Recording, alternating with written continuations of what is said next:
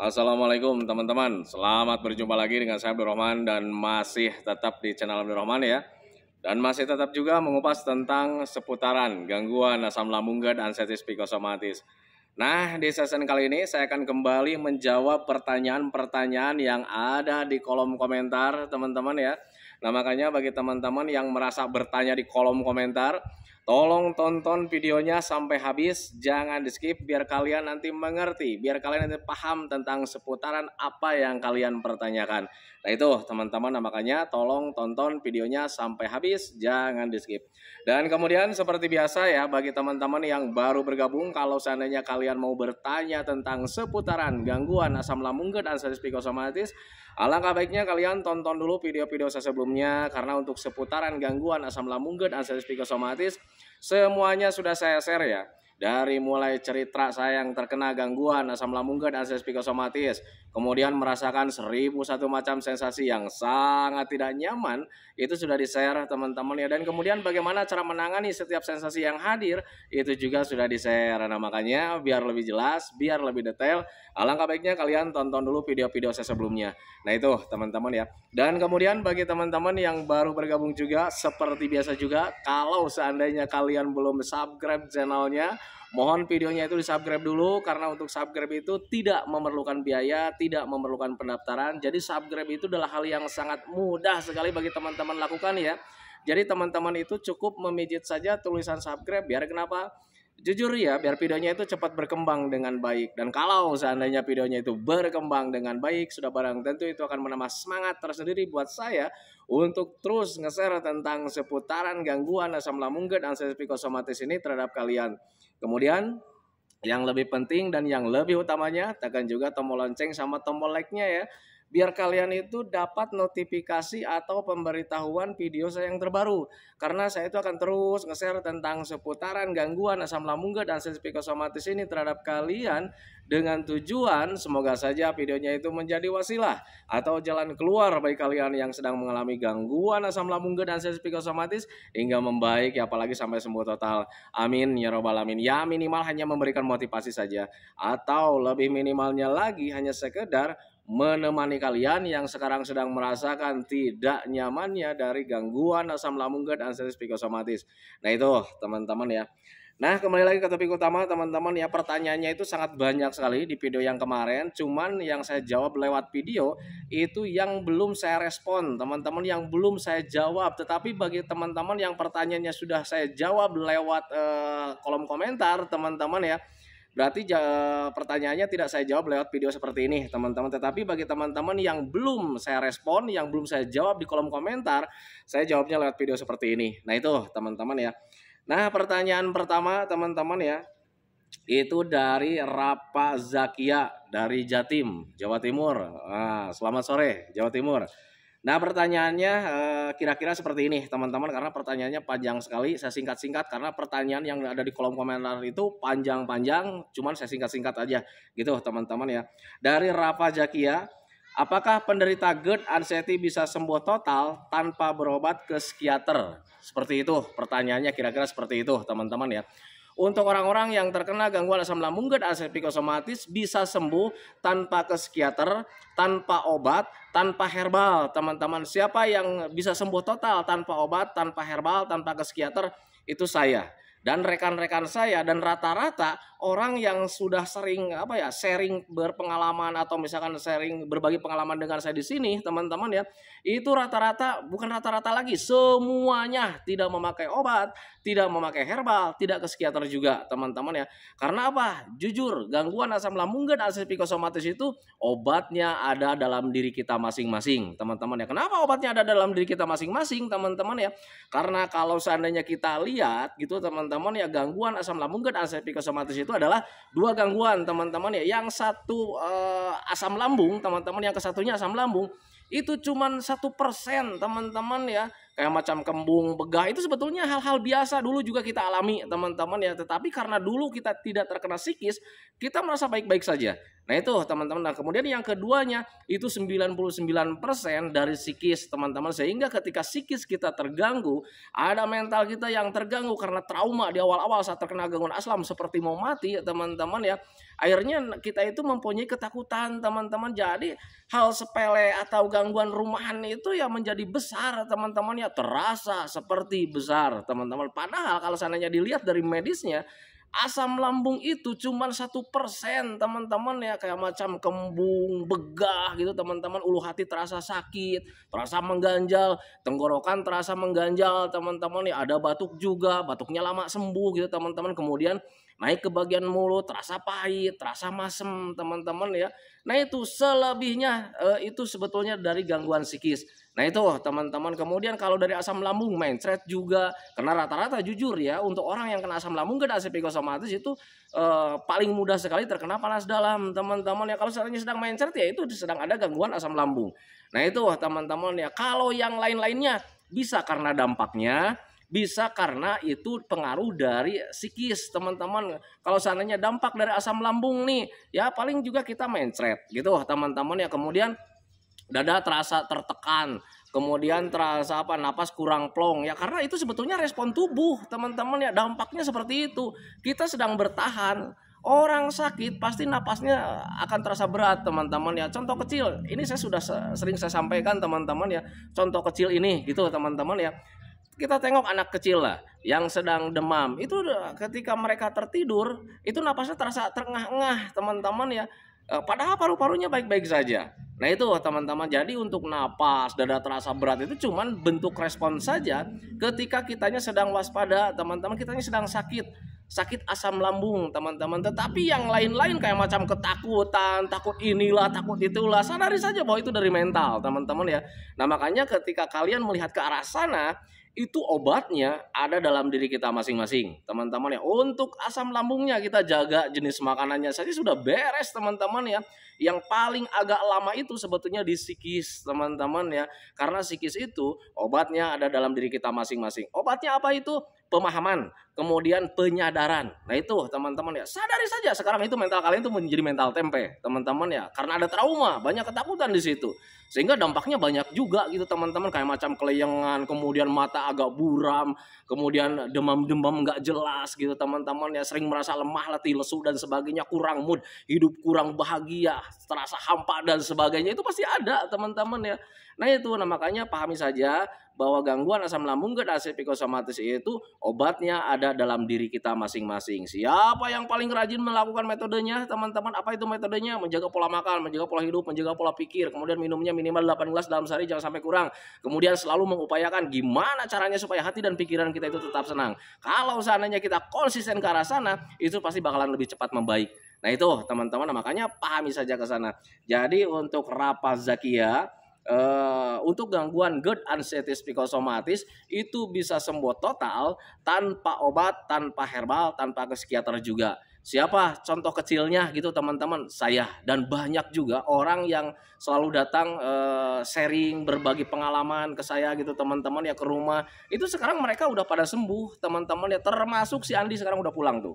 Nah itu teman-teman, nah, makanya pahami saja ke sana. Jadi gak usah khawatir. Yang penting untuk saat ini kalian, bagi teman-teman yang sedang terkena gangguan asam lambung dan ACP psikosomatis, yang pertama pahami gangguan ini teman-teman, biar kalian itu ya tidak berandai-andai teman-teman ya, jangan-jangan. Nah seperti itu yang harus dihindari. Makanya harus dipahami bahwa gangguan asam lambung dan ACP psikosomatis ini tidak berbahaya. Pahami apa yang terjadi. Misalkan keleyengan, Pak saya itu sedang keleyengan, pahami saja biar kalian bisa menangani dengan mudah. Keleyengan misalkan dari apa? Dari keseimbangan tubuh yang sedang terganggu. Kenapa keseimbangan tubuh bisa terganggu? Wajar teman-teman ya, karena penyebabnya ada satu, yaitu kebutuhan untuk tubuhnya itu tidak terpenuhi. Kenapa tidak terpenuhi? Karena saya sering makan.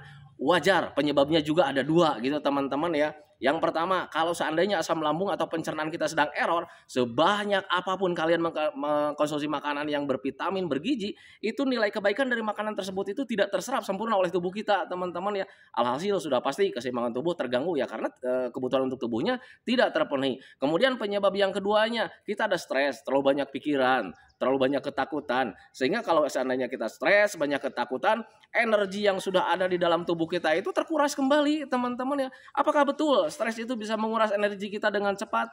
Tengok orang yang terlalu banyak pikiran, teman-teman ya. Rata-rata badannya kurus-kurus, teman-teman ya. Itu salah satu contoh kecil.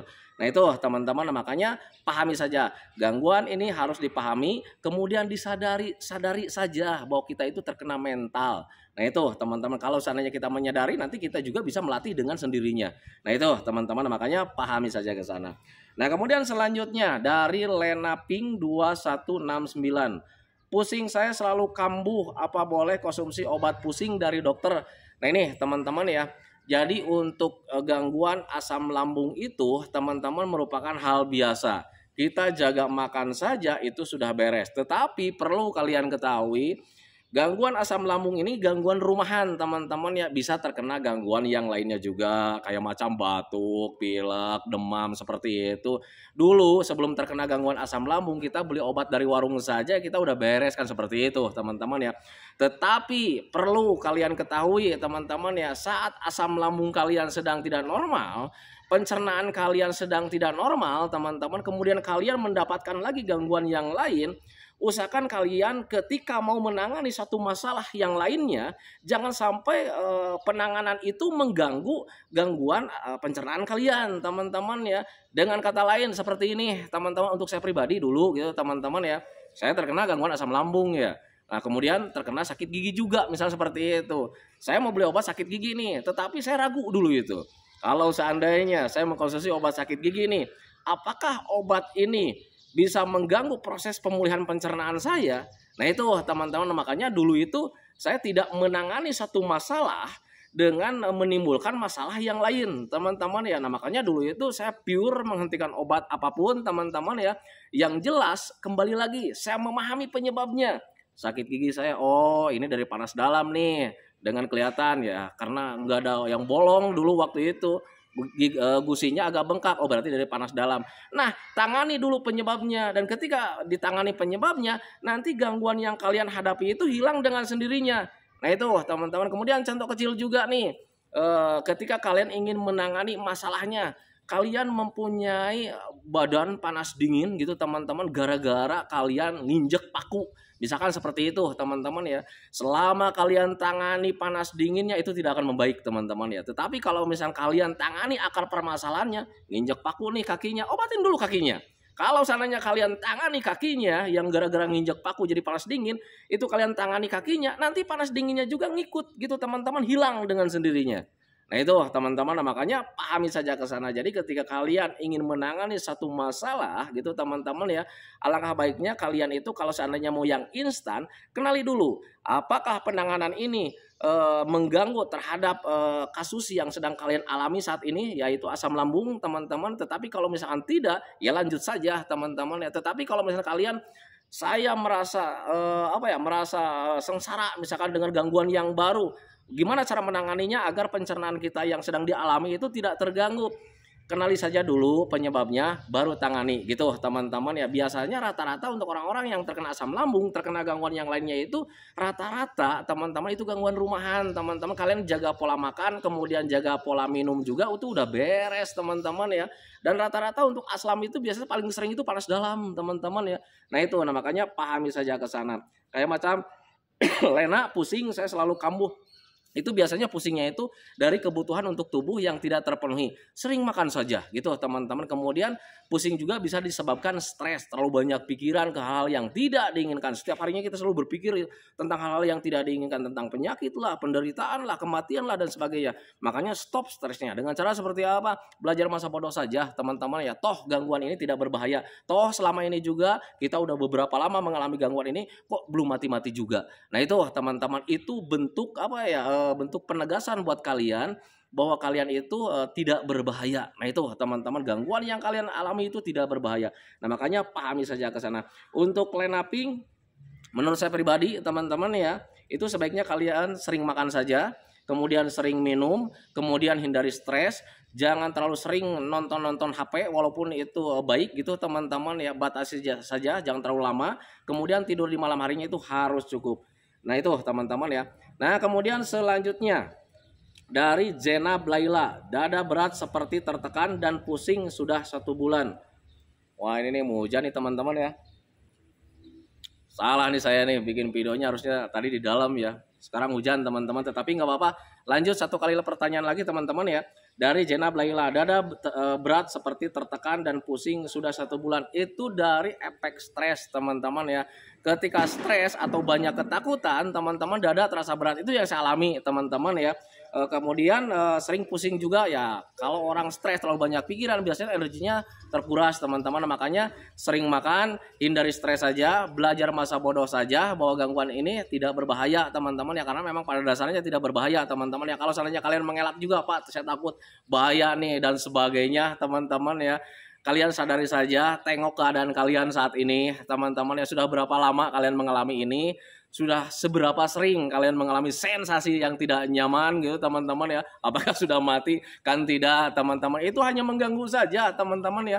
Mengganggu terhadap apa? Terhadap kualitas hidup kalian menjadi kurang produktif teman-teman ya. Mau aktivitas terbatas. Dari mulai pemikiran, perasaan, perbuatan semuanya menjadi terbatas. Pikiran yang harusnya itu pikiran kita itu berkembang ya. Kita memikirkan rencana yang membangun, rencana yang bahagia-bahagia. Saat ini terbatas, memikirnya itu tentang penyakit, tentang penderitaan, tentang kematian. Nah itu teman-teman, jadi pikiran saja itu terganggu teman-teman. Kemudian perasaan juga sama terganggu gitu teman-teman. Yang setiap harinya itu selalu bervariasi ya. Ada rasa marah, ada rasa sedih. Yang paling dominan setiap hari kita alami itu rasa bahagia. Nah sekarang meniti ke satu perasaan saja. Kita merasa menderita, seolah-olah kita itu menderitanya itu paling hebat di dunia ini. Nah itu teman-teman, nah itu di perasaan. Kemudian di perbuatan juga sama ya. Perbuatan kita itu menjadi terbatas teman-teman, yang seharusnya kita bisa bekerja maksimal gitu teman-teman ya. Akhirnya terbatas ya, karena sering mudah lelah, sering pusing, merasa capek, ada sensasi yang hadir dan sebagainya teman-teman ya. Nah itu, nah tetapi untuk bahaya tidak, sampai detik ini juga masih hidup. Nah itu teman-teman, nah itu menjadi patokan buat kalian bahwa gangguan asam lambung dan anxiety psikosomatis ini termasuk sensasi-sensasinya tidak berbahaya, hanya mengganggu saja. Nah itu teman-teman, makanya pahami saja ke sana. Nah sekarang apa yang harus dilakukan ketika saat sekarang terkena gangguan asam lambung dan anxiety psikosomatis? Kembali lagi sama 3P-nya, pola makannya tetap dijaga. Apapun yang terjadi, pola makan harus dijaga. Kemudian pola hidup dijaga. Apapun yang terjadi, pola hidup harus dijaga. Kemudian pola pikirnya juga, hindari stres, hindari terlalu berpikir ke hal-hal negatif teman-teman ya. Berpikirlah yang bahagia-bahagia. Tapi sulit Pak, imbangi dengan sering melakukan aktivitas yang menyenangkan. Karena rasa bahagia itu adalah obat segalanya. Nah itu teman-teman, itu yang saya rasakan dulu teman-teman ya, saat terkena gangguan asam lambung dan anxiety psikosomatis. Makanya ketika ditanya, Pak Abdurrahman, kapan nih mulai sembuh? Saya tidak tahu teman-teman ya, karena gangguan asam lambung dan anxiety psikosomatis termasuk sensasi-sensasinya itu sembuhnya, hilangnya dengan terlupakan. Terlupakan oleh karena apa? Ya karena ada rasa bahagia teman-teman ya, sudah bisa menikmati kehidupan ini. Nah itu teman-teman, makanya pahami saja ke sana. Ini pertanyaannya masih banyak teman-teman dari support YouTube. Ada juga, apakah benar setiap kena serangan cemas, anxiety lebih dominan ke takut mati? Betul teman-teman ya, Amolki 2162 sering nyesek di ulu hati, kadang terbawa juga ke batuk. Ya seperti itu teman-teman ya, tangani saja, sering minum, kemudian tidurnya yang cukup gitu teman-teman ya, usahakan hindari stres. Kemudian dari Sinta Bau, saya seperti ISK, saya itu adalah gangguan apa ya, saluran kencing teman-teman ya. Itu kalau orang Sunda bilang itu apa ya, susah buang air kecil lah. Jadi buang air kecil itu kayak macam susah, kemudian suka sakit gitu teman-teman ya. Ini saya mau jelaskan panjang lebar, cuman agak sekarang hujan udah mulai turun teman-teman, udah mulai basah nih. Saran saya saja gitu teman-teman ya, untuk Sinta Bau itu usahakan kalian minum yang banyak, kemudian buang air kecil secara teratur. Jadi ketika mau kencing itu jangan suka ditahan-tahan ya. Jadi kalau misalnya kalian mau kencing saja gitu teman-teman. Biasanya orang yang terkena ISK itu biasanya kalau seandainya kalau mau kencing itu suka ditahan-tahan. Tetapi kalau misalkan kalian itu terkena gangguan asam lambung, itu sebaiknya kalian ketika ada asam lambung, kemudian kalian sulit kencing juga, suka sakit seperti itu, tetapi ketika BAB tidak ada, usahakan minum yang banyak. Kemudian hindari penggunaan produk yang dapat mengiritasi saluran kencing, teman-teman ya. Itu yang saya alami dulu. Saya juga mengalami hal seperti itu, teman-teman. Nanti juga membaik dengan sendirinya. Nah itu teman-teman ya. Wah, ini hujan nih. Pertanyaannya masih banyak, teman-teman. Mulai basah nih catatan. Nah itu teman-teman ya videonya. Semoga saya videonya itu menjadi wawasan buat kalian. Semoga saya videonya itu menjadi pencerahan buat kalian. Ya minimal hanya sekedar menemani kalian lah yang sekarang sedang merasakan tidak nyamannya dari gangguan asam lambung dan asam psikosomatis. Kemudian seperti biasa sebelum saya akhiri videonya, saya selalu mendoakan sama teman-teman itu. Semoga saja teman-teman itu cepat sehat lagi, cepat sembuh lagi, cepat kembali lagi keadaan kalian yang dulu. Baik semangatnya, moodnya, tertawanya. Pokoknya kehidupan kalian yang berwarna itu semoga saya cepat kembali lagi. Karena memang saya yakin 100% bahwa keadaan kalian yang dulu itu sangat dirindukan sekali. Nah itu teman-teman, kemudian doakan saya juga teman-teman ya, agar saya itu tetap sehat, tetap kuat, tetap ceria, agar masih bisa tetap menemani kalian. Nah itu teman-teman ya, hentikan videonya teman-teman ya. Assalamualaikum warahmatullahi wabarakatuh.